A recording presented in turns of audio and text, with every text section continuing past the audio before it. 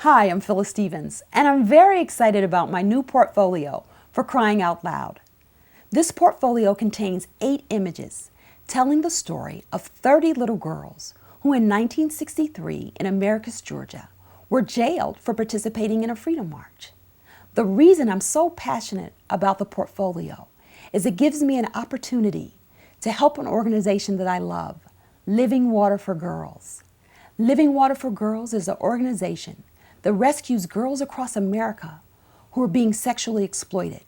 By purchasing this portfolio, a portion of the proceeds will go to Living Water for Girls to help keep its doors open. Please take a moment and listen to Ambassador Andrew Young as he tells you more about the portfolio and Living Water for Girls. Thank you.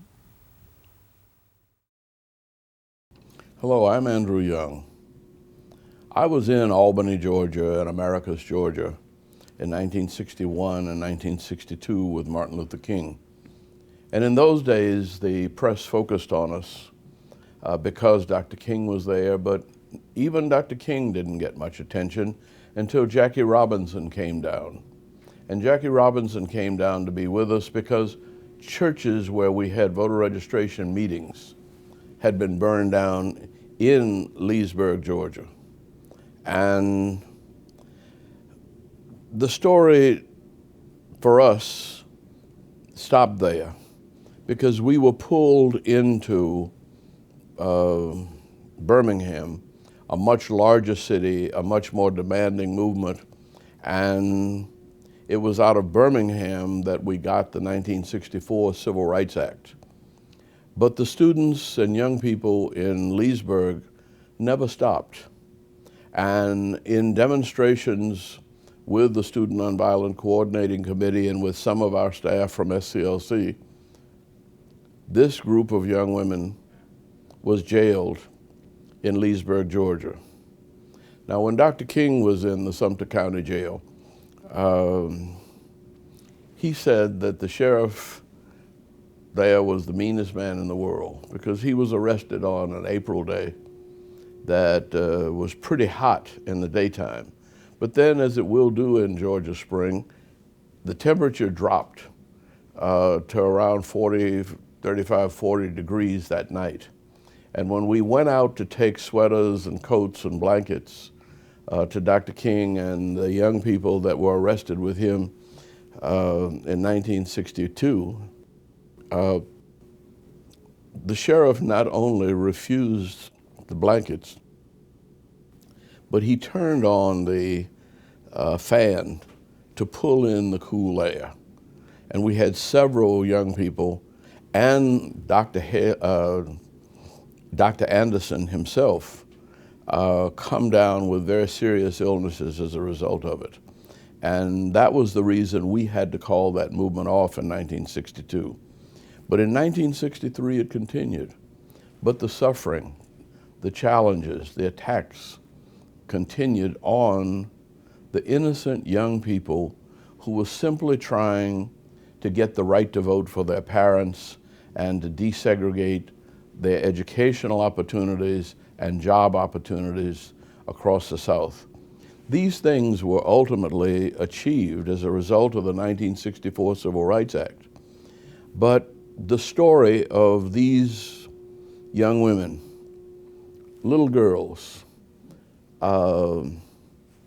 would have been forgotten were it not for the remarkable exhibition of Phyllis Stephens commemorating in her quilts and in her art the heroic determination of these young people to be free and to achieve at the level of their God-given abilities.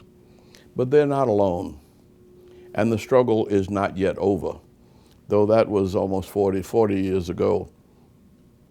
To this day, there are lost girls in our society, and the Living Waters Center for Lost Girls is a place in the beautiful lower Appalachian hills of Georgia, where more than 400 young girls who have been victims of sexual exploitation, abuse, and all manner of crimes. Young women who were put in jail because crimes were committed against them by the pimps and the hustlers and by their own step-parents, and all manner of evil because they were young, they were vulnerable, and they were beautiful.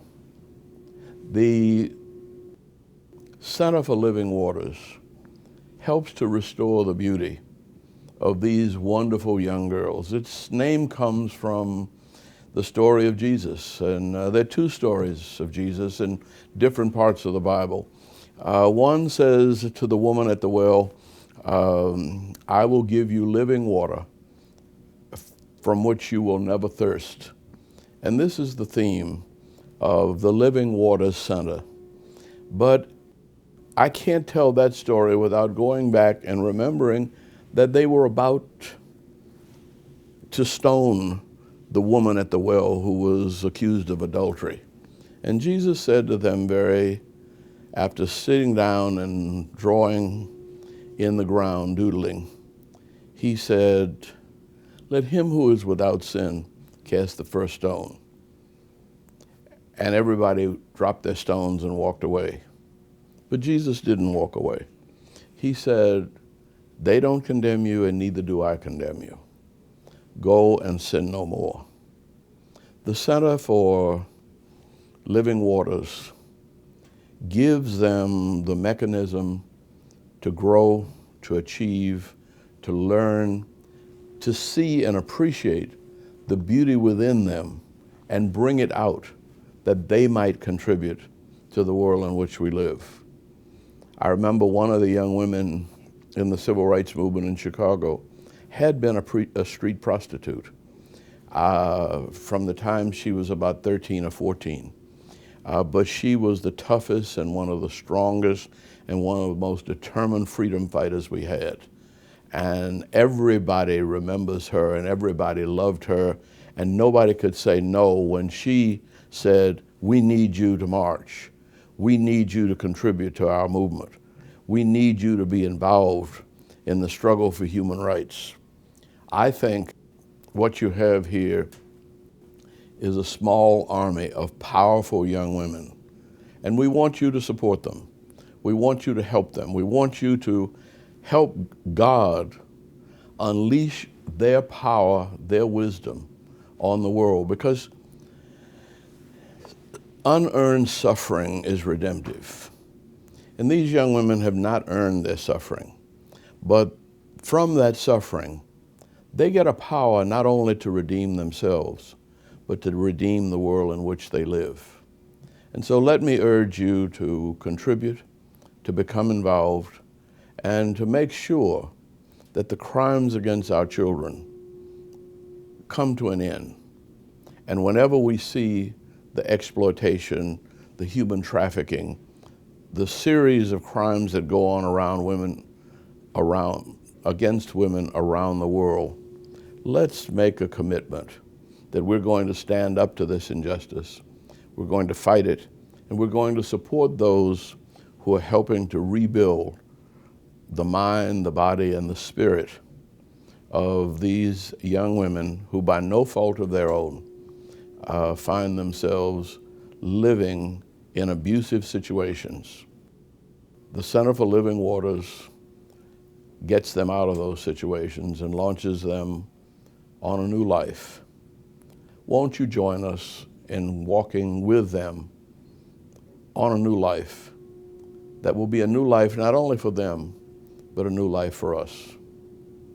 God blesses us as we pass on our blessings to others.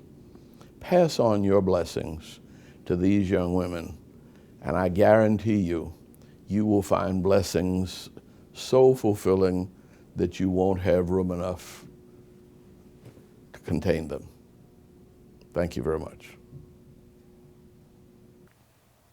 Hi, I'm Lisa Williams, founder of Living Water for Girls. It is an honor and privilege to have the support and contribution of Ambassador Andrew Young and tapestry artist Phyllis Stephens. Their support has meant everything in terms of taking care of the girls who have been victims of commercial sexual exploitation. But more is needed for us to continue with the services that we provide for their healing. Will you now help? If so, visit our website at livingwaterforgirls.org and make your online contribution today. Together, we can help save her life.